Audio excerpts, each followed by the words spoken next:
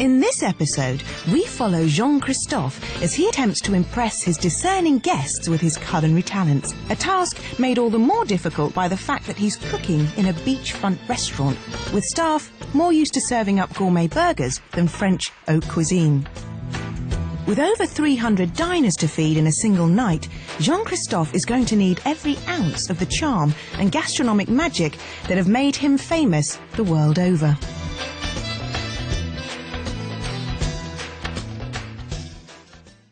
My name is Jean-Christophe, and I've been cooking now for probably 30 years. Why is a passion for me?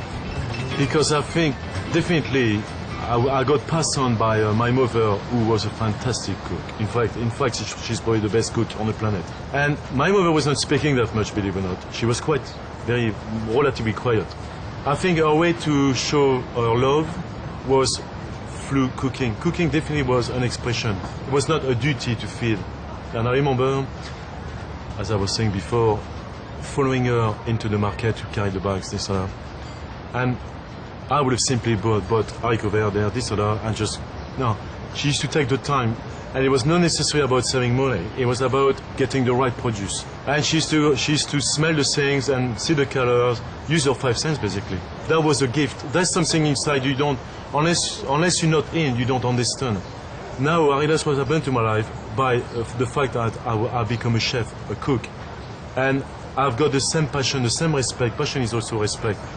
And I think whatever you cook, haute cuisine or, normal cooking, whatever, is the way to express yourself. And using the advice that his mother handed down to him, Jean-Christophe's nose for sourcing only the finest foodstuffs is one of the fundamental ingredients to his success. There is 1 million of goat cheese, I exaggerate. There is a lot of different goat cheese. This one is the bûchette. Okay? First thing you acknowledge the smell, the maturity. It's nice and soft. Sometimes it's like a choke. You still goat cheese. This one has the capacity of getting that lovely. Look at this. This is what's going to make the goat cheese. That's what's going to make the goat cheese.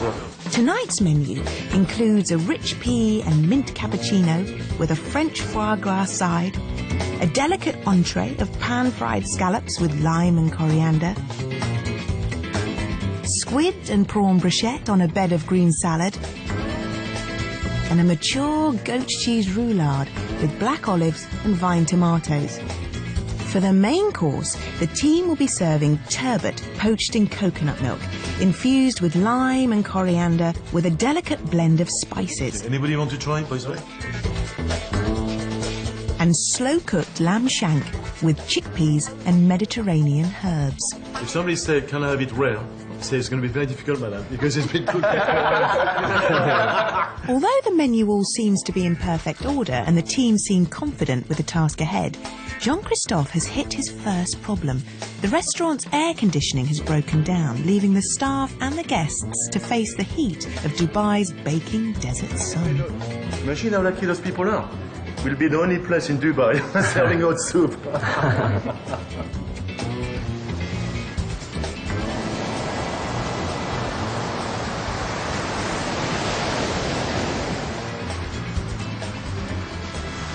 A little bit of pressure, always, on any opening night of any gala dinner or opening a new restaurant, there's always a bit of pressure there. All these dishes are pretty much signature dishes, so they've all been tried and tested. It's just about coming into a new kitchen and just seeing what you've got to work with, really.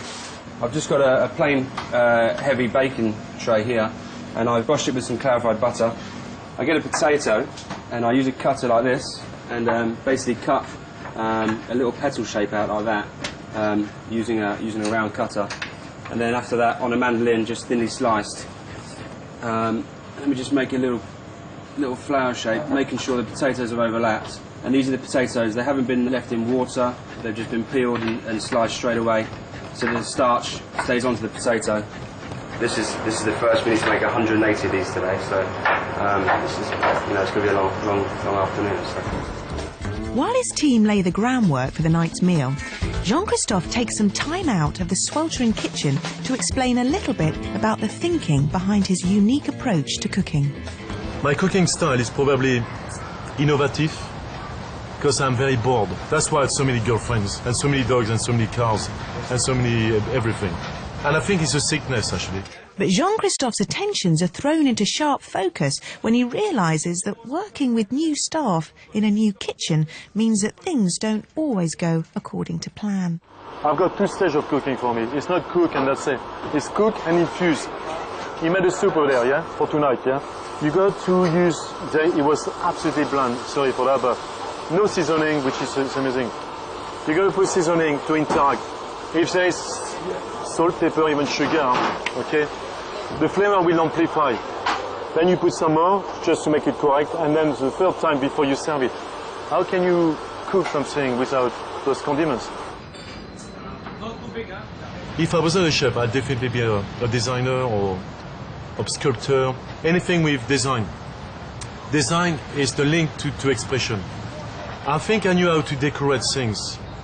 I used to make turn flour, potatoes, vegetables, or whatever, looking very beautiful, meringue swan shapes. That was for me cooking.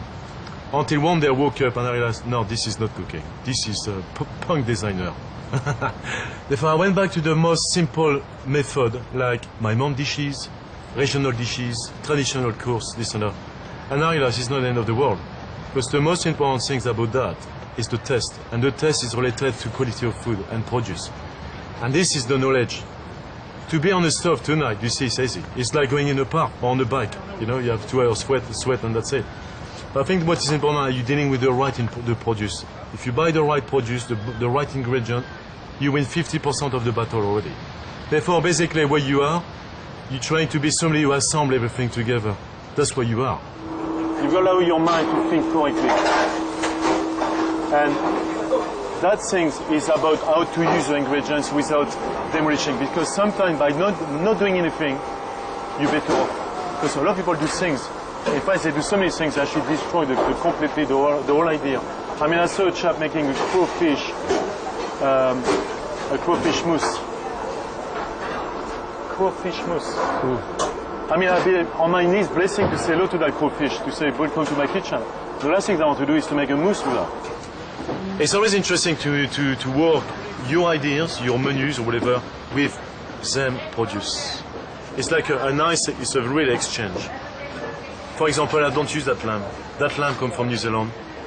I usually use, which I think is the best lamb in the world, the Welsh lamb. The one that JC was a bit concerned about, this is the one that's cooked now. It's been cooked for 4 hours, confit for 4 hours. It is a little bit small, but looking at the portion, because there's 4 courses, it should be enough. It comes with, we're just cooking here the chickpea. It's got the chickpea salsa coming on here, which is chickpeas with shallots and cumin, garlic, and then we'll blitz this up into like a hummus sort of sauce, and then we'll add the whole chickpeas back into it. So I think that, you know, alone as a dish on its own, as a third course, will be big enough anyway. Yeah, any question you want to ask? Regarding this, why there's no vegetarian option for the main course? You just brought a small details and I can't answer to you. The worst is not to deliver. The worst is not to have something to come. Because then people are there. Come on. Take it. Get it from your heart. The rabbit. No. It's everything. It's like the scallops. Look the size. It's perfect. It's not big. You have to slice. You demolish it. No, you don't. It's perfect. Therefore, it's just that size. It's a 1 minute cooking maximum. It's also the forms, the colors, the combinations. It's the timing. You see. But in the scorching heat of Dubai, and with unfamiliar and unpredictable equipment, will Jean-Christophe be able to crack the timing in time to feed tonight's army of hungry guests?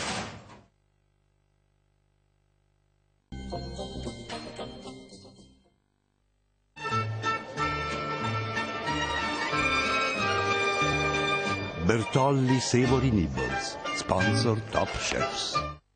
Join the Barefoot Contessa and find out how to make entertaining as good for you as it is for your guests. Tomorrow at 7:30 on UK TV Food. Whatever you need from your hotel, Find it at hotels.com. Wake up happy.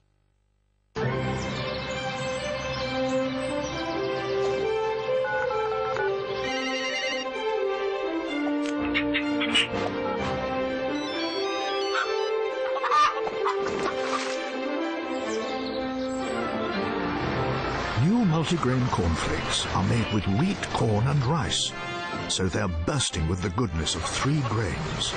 New multigrain cornflakes with the goodness of 3 grains. Insureandgo.com.